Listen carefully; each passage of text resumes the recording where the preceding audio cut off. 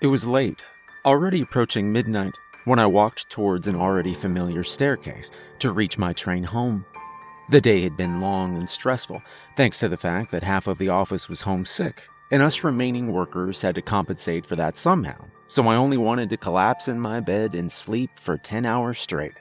However, when I reached said staircase, I was greeted with a sign. Platform temporarily out of commission. Subways will depart from platform 17. I rolled my eyes, turned around, and walked. Part of me was far too tired for this deviation from my habits, but at least the train wasn't cancelled entirely. Platform 17 was on the far end of the station, ridiculously far from all the other platforms. The stairs looked a bit older somehow. The railing was already rusty around the edges, and the stairs themselves could use a new coat of paint. But I figured that the platform was rarely used, shrugged it off, and descended. The platform was entirely empty. The place had this liminal space feeling to it, huge and empty, and doused in cold white neon light. My footsteps echoed through the air as I walked towards one of the metal benches and I sat down, my bag tucked between my feet, and waited. And waited, and waited. The air was nauseatingly warm and humid, and a faint buzzing was the only noise except for my own heartbeat. I was nervous, though I couldn't name the reason just yet. While the platforms were always less populated during these late hours, they were rarely empty like this. This was eerie, in the same way an empty school or shopping mall was eerie. Places like this should be alive. I turned to the clock and blinked in confusion. It was a large analog clock, unassuming at first glance, but now I noticed that it had no hands. I rubbed my eyes as if I was simply victim of an optical illusion, but it didn't change a thing. A white background, black Roman numerals, no hands whatsoever. More than confused, I retrieved my phone from my bag to check the time. Nothing. Where the digits had usually been were now only dashes. There was no time. Something was off, there was no doubt about that. Maybe I was overreacting, just a bit, but I jumped to my feet and hurried to the stairs to get the hell out of there. I'd just call a cab and get home that way. I almost tripped over my own feet as I ran upwards, one hand around the rusty railing, eager to return to the upper part of the station, to the conductors and security staff and travelers, to the safety of the herd. I took the last step, and I found myself once again on the abandoned platform 17. My heart was racing at this point. I looked around in disbelief, stared at the sign with the number 17, and was too scared to scream. Giving in to my panic, I spun around and tried the stairs once more, hurrying to get up, only to find myself on the platform again. The stairs didn't work. I didn't know how, because I'd been walking upstairs and the stairs weren't exactly something that could malfunction. But here I was, unable to leave the platform.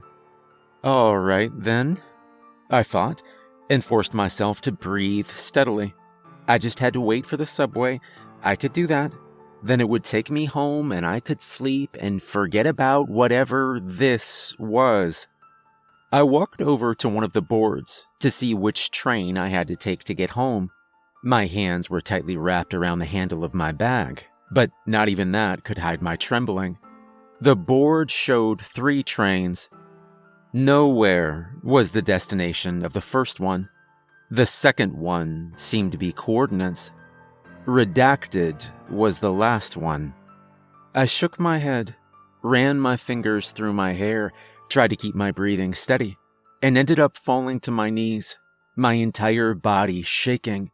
This was terrible and it was impossible, and I had no idea how to get home. The police. I thought in a moment of clarity I should call the police, no matter how insane my story sounded.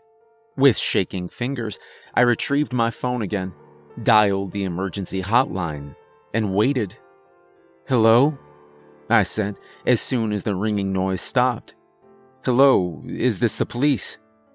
"Police," it echoed back. "Oh, thank God. Yes, I'm trapped in a subway station." "Station," repeated the voice. "Hello?" Again, the echo. "Hello?" "Shit," I said in frustration, and as the curse was repeated back to me, I disconnected the call. Of course it didn't work. Of course. I stayed on the floor, phone clutched in my hand, and waited for something. Anything, really. I was panicking, my mind was blank, and I couldn't think of a single thing to do except wait, and I didn't even know for how long I waited because the clock still refused to work. When the first train pulled up, I was still kneeling and could do nothing but stare at the tinted windows. The doors didn't open, and after what could have only been a few seconds, it departed again. I forced myself to stand up then. If I had to wait here, I could at least sit on a bench and not on the floor. As I looked around, though, I suddenly noticed a person on one of the benches, and it made me jump. She was facing away from me, but she had long blonde hair and wore a short black dress and high heels. My first instinct was to turn the other way and run. I let out a shaky breath, swallowed hard, and made a single step forward. Not towards her, and not away, just forward. She turned her head then, and her face was upside down. She had all the features of a regular human, a mouth, a nose, 2 ears, but they were assembled in the wrong way, and I couldn't tell if the curve of her red lips was supposed to be a smile or a frown. A scream got stuck in my throat. I turned around and I ran down the platform, away from the woman. Every few seconds I looked behind me, checking whether she was following me. But although I couldn't see her, I didn't stop. I was out of breath already, my lungs were stinging, and when I finally stopped as my legs were about to give in, I found myself on the far end of the platform, where the neon lights could barely reach. $1. The voice cut through the silence so unexpected that I screamed. I spun around, frantically looking for its source, and I saw a beggar half hidden in the darkness, sitting on the ground with a bowl in front of him. "You got $1?" he asked again. $1? Yes, of course, I have $1. I quickly reassured him and scrambled to get $1 out of my pocket. If one of these things wanted my money, I'd give it to them, no questions asked. With shaking fingers, I took $1 from my pocket and slowly approached the beggar. "Here, $1 for you," I told him with a nervous smile. I bent down to place the $1 in his bowl, but his hand shot forward and freakishly long fingers wrapped around my wrist. Another scream escaped my throat, but he didn't care, just ripped the $1 from my fingers with his free hand. He stared at me with pale blue eyes and kept on holding me as he slowly put the $1 in his mouth, chewed the paper for what felt like several minutes, and swallowed. $1, he confirmed, flashed a toothless smile, and then let go of me again. I stumbled backwards, quickly distancing myself from the beggar again. "You're welcome," I stuttered, tripping over my own words. My breath hitched, my heart was racing. I had to get away from this darkness and away from this strange man. No matter how much I'd wished for company before, now I wanted nothing but the loneliness and the white neon light back. I was caught between a rock and a hard place, but I deemed the woman with the upside-down face less terrifying than the money-eating beggar, so I made my way back to the other side of the platform, towards the light. The woman was gone when I returned, and for the first time since I'd entered the platform, I felt some sort of relief. I tried the stairs again. They led me back to the platform every time. Just as I was ready to resign to my fate and sit down on the bench again, a ringing broke the silence. I flinched and turned my attention towards the telephone that was placed next to one of the benches. For a while, I simply ignored it. I didn't want to know what would call a place like this. The next train pulled up then, and this time the doors opened. I took the opportunity to look inside, and I saw several people wearing clothes that belonged in another era, the 50s or 60s maybe. All of them stood eerily silent, and their identical faces looked in the same direction. The phone continued to ring. I sighed, walked over, and grabbed the phone. "Hello?" I asked, but was only met with static. "Hello, is someone there?" But the static continued. Nothing hinted at a person on the other end of the line. I tried a few more times, just out of sheer desperation, but no word came through the speaker. Just as I was about to hang up, someone touched my shoulder. I spun around, and I found myself face to face with one of the guests from the train. He looked like a mannequin. His skin was flawless ivory. He was bald under his gray fedora, and his face was nothing but paint.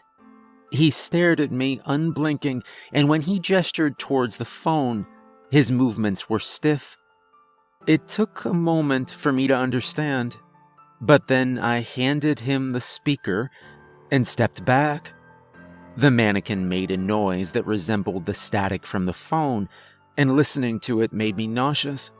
But what choice did I have? The stairs didn't work. The dark end of the platform scared me even more. Walking down the tracks would most likely get me killed. I was trapped, and I was scared, and I had nowhere to go. I dropped down on a bench, hid my face with my hands, and allowed myself to cry.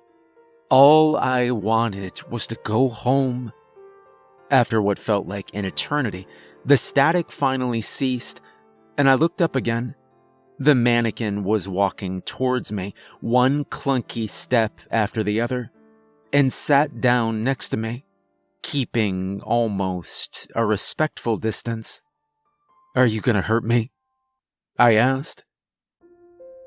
He jerked his head from side to side. I nodded. "Thank you." We sat next to each other in silence after that. I clutched my hands together and prayed that I'd find my way home. I didn't want to die on a dirty subway platform. I didn't want to die at all. I wondered if this was hell, if I would suffer here for eternity. And then the last train pulled up. It opened its doors to reveal an almost beautiful interior that belonged in another century. The golden light from inside was comforting somehow. The mannequin put a hand on my back and pushed slightly. I looked at him in confusion, and he clumsily grabbed my arm and pulled me to my feet with him, then pointed at the train. "I don't really have a choice, do I?" I asked him with a wry smile. He shook his head again. I pulled my phone out and took another look at the screen. The clock showed 4 zeros this time. Point midnight. "Okay then, let's go." I held onto his arm as we stepped over the threshold together. The door shut behind us immediately, and the train drove off, leaving the cursed platform behind for good. I looked at my companion, and even though his painted face betrayed no emotion, he kept a hand on my arm as if to comfort me. "I've been here for 24 hours now. The train isn't that bad. The conductor has been nice enough, although he lacks a face. We've yet to stop anywhere, though. I've only exited my compartment once until now. There are things here. Things like the mannequin and the faceless conductor. Monsters. I'm scared. And I don't think I'm gonna make it back home. I don't understand what led to all of this, but please, don't make the same mistake I did. Be careful where you go, and don't enter places that do not exist. Because now that I have internet access again, I found out that the subway station only has 16 platforms.